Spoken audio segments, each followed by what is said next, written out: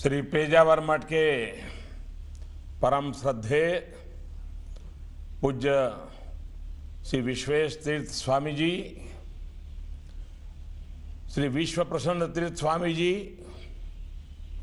श्री राघवेंद्र मठ के श्री श्री सुबुधेंद्र तीर्थ स्वामी जी और वहां कार्यक्रम में उपस्थित सभी श्रद्धालुगण। पूज्य स्वामी जी ने कहा कि यह यांत्रिक रूप से आना संतुष्ट नहीं होता है। मैं भी यांत्रिक रूप से संतुष्ट नहीं होता हूं। मुझे भी खुशी होगी क्योंकि पहले भी आपके चरणों में, ईश्वर के चरणों में उडुपी आने का सौभाग्य मिलता रहा है। आपके आशीर्वाद रहे, ईश्वर ने चाहा तो दोबारा भी आपके बीच प्रत्यक्ष आने का सौभाग्य मिलेगा ही। भारत में भक्ति आंदोलन के समय से सबसे बड़े दार्शनिकों में एक जगत गुरु संत श्री मध्वाचार्य जी के 7वीं शताब्दी समारोह में उपस्थित होने से मैं अभिभूत हूं, मैं गर्व महसूस करता हूं। कार्यकाल की व्यस्तता के कारण मैं उडुपी नहीं पहुंच पाया और शायद आपने टीवी में देखा होगा, मैं अभी सीधा अलीगढ़ से लौटा हूं। लेकिन ये मेरा परम सौभाग्य है कि आप सभी के आशीर्वाद लेने का सुअवसर मुझे आज प्राप्त हुआ। मानव जाति के नैतिक और आध्यात्मिक उत्थान के लिए जिस प्रकार से संत श्री मध्वाचार्य जी के संदेश का प्रचार प्रसार किया जा रहा है, मैं उसके लिए सभी आचार्यों का, मनीषियों का हृदय से बहुत बहुत अभिनंदन करता हूं। कर्नाटक की भूमि पुण्य भूमि है, उडुपी की भूमि पुण्य भूमि है। मैं इस धरती को प्रणाम करता हूं जहां एक और मध्वाचार्य जैसे संत हुए, वहीं आचार्य शंकर और आचार्य रामानुज जैसे पुण्य आत्माओं ने भी इसे विशेष स्नेह दिया। उडुपी श्री मध्वाचार्य जी की जन्मभूमि और कर्मभूमि रही है। श्री मध्वाचार्य जी ने अपना प्रसिद्ध गीता भाष्य उडुपी की इसी पवित्र भूमि पर लिखा था। श्री मध्वाचार्य जी यहां के कृष्ण मंदिर के संस्थापक भी थे और जैसा पूज्य विश्वेश्वर तीर्थ जी ने बताया और जब मैं रूबरू आया था तो आपने बड़ा विस्तार से मेरे सामने वर्णन किया था कि भगवान श्री कृष्ण मूर्ति द्वारिका से आई है, तो मेरा स्वाभाविक लगाव होना बहुत आनंद होता है। आपने भी अपने भाषण में मेरा गुजरात का नाता और श्री कृष्ण का द्वारका का नाता, इसको जोड़ करके आशीर्वाद दिए। मैं आपका बहुत आभारी हूं। उडुपी से मेरा लगाव कुछ और कारणों से भी रहा है। मुझे कई बार उडुपी आने का अवसर मिला है। 1968 से लेकर 4 दशक से भी ज्यादा तक उडुपी म्युनिसिपल कॉरपोरेशन की जिम्मेदारी भारतीय जनता पार्टी और भारतीय जनसंघ ने संभाली। 1968 में उडुपी पहली ऐसी म्युनिसिपल कॉरपोरेशन बनी थी जिसने मैन्युअल स्कैवेंजिंग पर रोक लगाई थी, माथे पर मैला ढोने पर रोक लगाई थी। 1984 और 1989 में 2 बार उडुपी को स्वच्छ शहर के रूप में सम्मानित किया गया था। स्वच्छता को लेकर, मानवीय मूल्यों को लेकर जनशक्ति को जागरूक करने की हमारी प्रतिबद्धता का यह जीता जागता उदाहरण रहा है। मुझे और एक खुशी भी है कि इस कार्यक्रम में पूज्य विश्वेश तीर्थ स्वामी जी स्वयं उपस्थित हैं। 8 वर्ष की छोटी सी आयु में संन्यास लेने के बाद अपने जीवन के 80 वर्ष उन्होंने अपने देश को, अपने समाज को मजबूत करने में लगा दिए। देश के कोने कोने में जाकर अशिक्षा, अंधश्रद्धा, जातिवाद, गौ संवर्धन, ऐसे अनेक विषय जिसकी उन्होंने मुहिम चलाई। ये स्वामी जी के पुण्य कर्मों का ही प्रभाव है कि उन्हें 5वें पर्याय का अवसर मिला है। ऐसे संत पुरुष को मैं फिर एक बार बहुत हृदय से नमन करता हूं।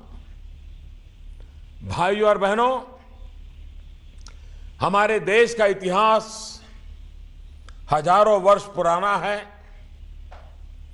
हजारों साल का इतिहास समेटे हुए हमारे देश में समय के साथ परिवर्तन आते रहते हैं।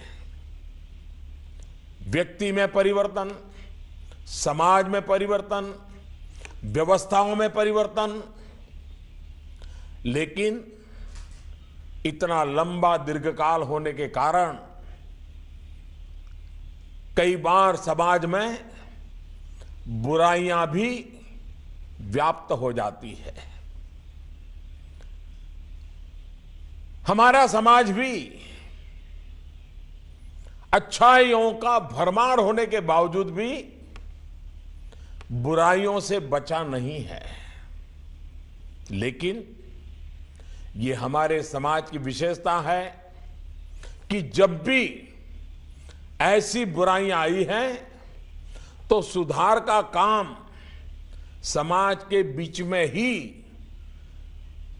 कोई न कोई ऐसा पैदा हुआ है, हर युग में पैदा हुआ है, और उसी ने जिम्मेवारी उठाई और समाज के परंपरागत प्रवाह के खिलाफ वो खड़े हो गए, समाज को ले जाने का प्रयास किया।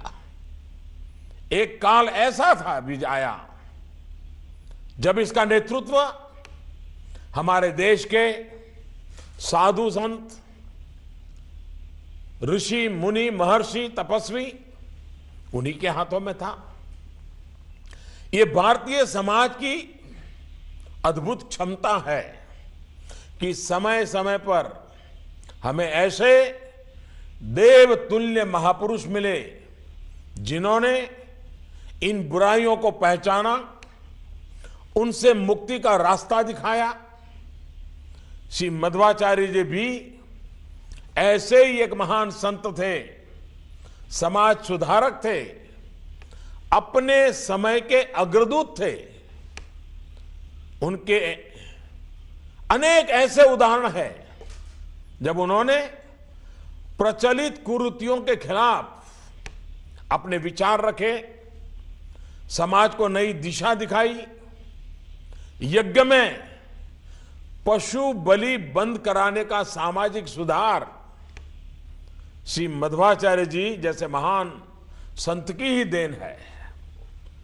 हमारा इतिहास गवाह है कि हमारे संतों ने सैकड़ों वर्ष पहले समाज में जो गलत रीतियां चली आ रही थी, उन्हें सुधारने के लिए एक जन आंदोलन शुरू किया। उन्होंने इस जन आंदोलन को भक्ति से जोड़ा। भक्ति का यह आंदोलन दक्षिण भारत से चलकर अलग अलग राज्यों से गुजरता हुआ चाहे पश्चिम हो, उत्तर हो, पूरब हो, मध्य हो, समग्र भारत को भक्ति युग का साया मिल गया। उस भक्ति युग में, उस कालखंड में हिंदुस्तान के हर क्षेत्र, पूर्व, पश्चिम, उत्तर, दक्षिण, हर दिशा, हर भाषा भाषी, हर प्रकार के मंदिरों में, मठों में हमारे संतों ने परंपराओं से बाहर निकल करके राष्ट्र में चेतना जगाने का, राष्ट्र की आत्मा को जगाने का एक भरपूर प्रयास किया। भक्ति आंदोलन के लौ दक्षिण में मध्वाचार्य, निम्बरकाचार्य, वल्लभाचार्य, रामानुजाचार्य, पश्चिम में मीराबाई, एकनाथ, तुकाराम, रामदास, नरसिंह मेहता, उत्तर में रामानंद, कबीरदास, गोस्वामी तुलसीदास, सूरदास जी, गुरु नानक देव, संत रविदास, पूर्व में चैतन्य महाप्रभु, शंकर देव जैसे संतों के विचारों से ये पूरा भक्ति आंदोलन सशक्त हुआ, समाज में चेतना जगी। इन्हीं संतों, इन्हीं महापुरुषों का प्रभाव था कि हिंदुस्तान आज उस दौर में भी तमाम विपत्तियों को सहते हुए आगे बढ़ पाया, खुद को बचा पाया। आदि शंकराचार्य ने देश के चारों कोनों में जाकर लोगों को सांसारिकता से ऊपर उठकर ईश्वर में लीन होने का रास्ता दिखाया। रामानुजाचार्य जी ने विशिष्ट द्वैतवाद की व्याख्या की। उन्होंने भी जाति की सीमाओं से ऊपर उठकर ईश्वर को प्राप्त करने का रास्ता दिखाया। वो कहते थे कर्म, ज्ञान और भक्ति से ही ईश्वर को प्राप्त किया जा सकता है। उन्हीं के दिखाए रास्ते पर चलते हुए संत रामानंद जी ने सभी जातियों और धर्मों के लोगों को अपना शिष्य बनाकर जातिवाद पर कड़ा प्रहार किया था। संत कबीर ने भी जाति प्रथा और कर्म कांडों से समाज को मुक्ति दिलाने के लिए अथक प्रयास किए। और कबीर तो कहा करते थे, पानी केरा बुलबुला, पानी केरा बुलबुला, अस मानस की जात। जीवन का इतना बड़ा सत्य उन्होंने इतने आसान शब्दों में हमारे समाज के सामने रख दिया था। गुरु नानक देव कहते थे, मानव की जात सबो एक पहचानबो। मानव की जात सबो एक पहचानबो। संत वल्लभाचार्य जी ने स्नेह और प्रेम के मार्ग पर चलते हुए मुक्ति का रास्ता दिखाया। चैतन्य महाप्रभु ने भी अस्पृश्यता के खिलाफ समाज को नई दिशा दिखाई। संतों की ऐसी श्रृंखला भारत के जीवंत समाज का ही प्रतिबिंब है, परिणाम है। समाज में जो भी चुनौती आती हैं, उसके उत्तर आध्यात्मिक रूप में प्रकट होते रहे हैं। इसलिए पूरे देश में शायद ही ऐसा कोई जिला होगा, ऐसा कोई तालुका होगा, ब्लॉक होगा, जहां कोई न कोई संत का जन्म न हुआ हो। संत भारतीय समाज की पीड़ा का उपाय बनकर के आए। अपने जीवन से, अपने उपदेश से, अपने साहित्य से उन्होंने समाज को सुधारने का भरसक प्रयास किया। भक्ति आंदोलन के दौरान धर्म, दर्शन और साहित्य की एक ऐसी त्रिवेणी स्थापित हुई जो आज भी हम सभी को प्रेरणा देती है। इसी दौर में रहीम ने कहा था, और रहीम कहते थे, वे रहीम नरधन्य है, पर उपकारी अंग बांटन वारे को लगे, जो मेहंदी को रंग। मतलब जिस प्रकार मेहंदी बांटने वाले के हाथ पर भी मेहंदी का रंग लग जाता है, उसी तरह से जो परोपकारी होता है, दूसरों की मदद करता है, उनकी भलाई के काम करता है, उसका भी अपने आप भला हो जाता है। भक्ति काल के इस खंड में रसखान, सूरदास, मलिक मोहम्मद जायसी, केशवदास, विद्यापति जैसी अनेक महान आत्माएं हुई, जिन्होंने अपनी बोली से, अपने साहित्य से समाज को ना सिर्फ आईना दिखाया, बल्कि उसे सुधारने का भी पूरा प्रयास किया। मनुष्य की जिंदगी में कर्म, इंसान के आचरण की जो महत्ता है, उसे हमारे साधु संत हमेशा सर्वोपरि रखते थे। गुजरात के महान संत नरसिंह मेहता, जिनका एक भजन महात्मा गांधी को प्रिय था, हम सब भी उस पूरे भजन को बोल सकते हैं। हमें पता तक नहीं रहा है कि वो किस भाषा में लिखा गया है, इतना वो भजन हमारे में रम गया है। सदियों पहले नरसिंह मेहता कहते थे, वाच कांच मन निश्चल राखे, पर धन नव जाले हाथ रे। यानी व्यक्ति अपने शब्दों को, अपने कार्य को, अपने विचारों को हमेशा पवित्र रखता है। अपने हाथ से दूसरों के धन को स्पर्श ना करे। आज जब देश काले धन और भ्रष्टाचार के खिलाफ इतनी बड़ी लड़ाई लड़ रहा है, तो पूज्य बापू को जो भजन पसंद था, सदियों पहले लिखा गया भजन भी आज भी हमें यही संदेश देता है, पर धन नव जाले हाथ रे। और इसलिए दुनिया को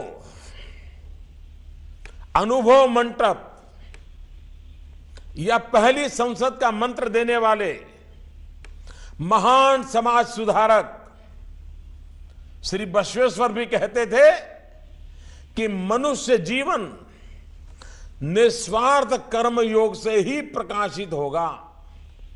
सामाजिक और व्यक्तिगत आचरण में स्वार्थ आना ही भ्रष्टाचार का पहला कारण होता है। निस्वार्थ कर्मयोग को जितना बढ़ावा दिया जाएगा, उतना ही समाज से भ्रष्ट आचरण भी कम होगा। श्री मध्वाचार्य जी ने भी हमेशा इस बात पर जोर दिया कि कोई भी काम न छोटा होता है न बड़ा होता है। पूरी ईमानदारी से किया गया कार्य, पूरी निष्ठा से किया गया कार्य, ये ईश्वर की पूजा करने की तरह ही होता है। कर्म में ही धर्म देखा, कर्म में ही परमात्मा देखा। वे कहते थे कि जैसे, ये बड़ी बहुत महत्वपूर्ण बात पूज्य मध्वाचार्य जी ने कही है, वो कहते थे कि जैसे हम सरकार को टैक्स देते हैं, वैसे ही जब हम मानवता की सेवा करते हैं, तो वो सेवा ईश्वर को टैक्स देने की तरह होता है। देखिए कितनी सरल भाषा में, जन सेवा ही प्रभु सेवा, मध्वाचार्य जी ने कितने सरल शब्दों में हमें यह संदेश दिया। हम गर्व के साथ कह सकते हैं कि हिंदुस्तान के पास ऐसी महान परंपरा है, ऐसी महान संत है, मुनि है, ऋषि मुनि है, महापुरुष रहे हैं, जिन्होंने अपनी तपस्या, अपने ज्ञान का उपयोग राष्ट्र के भाग्य को बदलने के लिए, राष्ट्र का निर्माण करने के लिए किया है। हमारे संतों ने पूरे समाज को जात से जगत की ओर, स्व से समष्टि की ओर, अहम से वयम की ओर, जीव से शिव की ओर, जीवात्मा से परमात्मा की ओर जाने के लिए प्रेरित किया। स्वामी दयानंद सरस्वती, स्वामी विवेकानंद, राजा राम मोहन राय, ईश्वर चंद्र विद्यासागर, ज्योतिबा फुले, डॉक्टर भीमराव अंबेडकर, महात्मा गांधी, पांडुरंग शास्त्री आठवले, विनोबा भावे, अनगणित महापुरुष हमारी इस आध्यात्मिक चेतना को, आध्यात्मिक धारा को हमेशा चेतनमय रखा। समाज में चली आ रही कुरीतियों के खिलाफ जन आंदोलन शुरू किया। जात पात मिटाने से लेकर जन जागृति तक, भक्ति से लेकर जनशक्ति तक, सती प्रथा को रोकने से लेकर स्वच्छता को बढ़ाने तक, सामाजिक समरसता से लेकर शिक्षा तक, स्वास्थ्य से लेकर साहित्य तक उन्होंने अपनी छाप छोड़ी है, जनमन को बदला है। इन जैसी महान विभूतियों ने देश को एक ऐसी शक्ति दी है जो अद्भुत, अतुलनीय है। भाइयों और बहनों, सामाजिक बुराइयों को खत्म करते रहने की ऐसी महान संत परंपरा के कारण ही हम सदियों से अपनी सांस्कृतिक विरासत को सहज पाए हैं, संभाल पाए हैं, संवार पाए हैं। ऐसी महान संत परंपरा के कारण ही हम राष्ट्रीय एकीकरण और राष्ट्र निर्माण की अवधारणाओं को साकार करते आए हैं। ऐसे संत किसी युग तक सीमित नहीं रहे हैं, बल्कि वे युगों युगों तक अपना प्रभाव डालते रहे हैं। हमारे देश के संतों ने हमेशा समाज को इस बात के लिए प्रेरित किया कि हर धर्म से ऊपर अगर कोई धर्म है तो वो मानव धर्म है। आज भी हमारे देश, हमारे समाज के सामने अनेक चुनौतियां हैं, चुनौतियां विद्यमान है। इन चुनौतियों से निपटने में संत समाज और मठ मंदिर बहुत बड़ा योगदान दे रहे हैं। जब संत समाज, ऋषि मुनि, विद्वज्जन अगर वे कहते हैं कि स्वच्छता ही ईश्वर है, तो उसका प्रभाव सरकार के किसी भी अभियान से ज्यादा होता है। आर्थिक रूप से शुचिता की प्रेरणा भी इसी से मिलती है। भ्रष्ट आचरण यदि आज के समाज की चुनौती है, तो उसका उपाय भी आधुनिक संत समाज दे सकता है। पर्यावरण संरक्षण में भी संत समाज की बड़ी भूमिका है। हम तो उस संस्कृति के विरासत को लेकर के जी रहे हैं जहां पौधे में हम परमात्मा देखते हैं, हम पेड़ को भी ईश्वर मानते हैं, पेड़ में, वृक्ष में चेतन है, यह हम हजारों साल से मानते आए हैं। उसे जीवित अंश माना गया है। लेकिन ये हमारा सद्भाग्य रहा कि इसी हिंदुस्तान की धरती के संतान डॉक्टर जगदीश चंद्र बोस ने लेबोरेटरी में सिद्ध करके दिया कि पौधे में भी जीव होता है, जिसे हम कहते थे पौधे में परमात्मा होता है।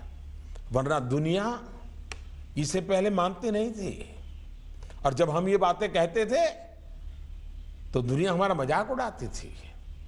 हमारे लिए प्रकृति मां है, हमारे लिए प्रकृति दोहन से अधिक उपभोग करने का अधिकार नहीं देती है। हमारे लिए प्रकृति सेवा का माध्यम है। हमारे यहां पेड़ के लिए अपनी जान तक देने की परंपरा रही है। टहनी तोड़ने से भी पहले प्रार्थना की जाती है। जीव जंतु और वनस्पति के प्रति संवेदना हम लोगों को बचपन से सिखाई जाती है।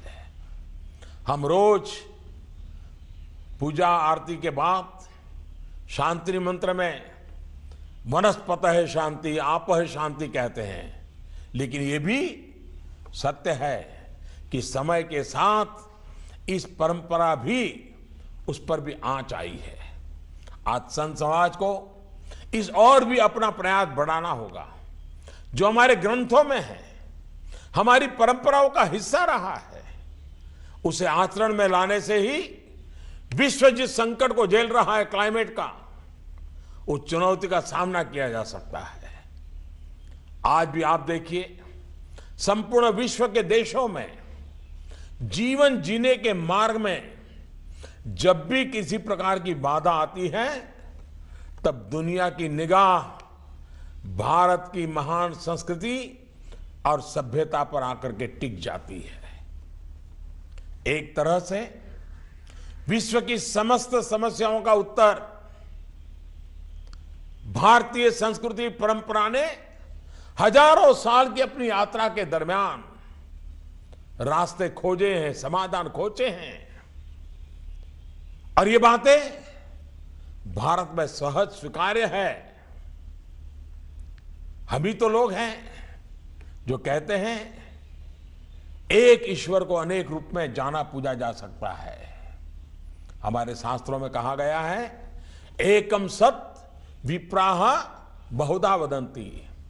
एक ही परम सत्य को अलग अलग नामों से पुकारा जाता है। विविधता को हम केवल स्वीकार नहीं करते, हमारे लिए विविधता एक उत्सव है। हम वसुधैव कुटुंबकम, पूरे पृथ्वी को एक परिवार मानने वाले लोग हैं।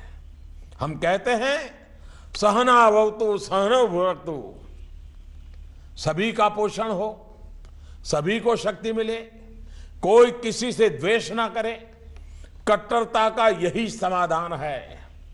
आतंक के मूल में ही ये कट्टरता है कि मेरा ही मार्ग सही है, जबकि भारत में केवल सिद्धांत रूप में नहीं पर व्यवहार में भी अनेक उपासना के लोग सदियों के से साथ साथ रहते हैं, मिलजुल करके रहते हैं।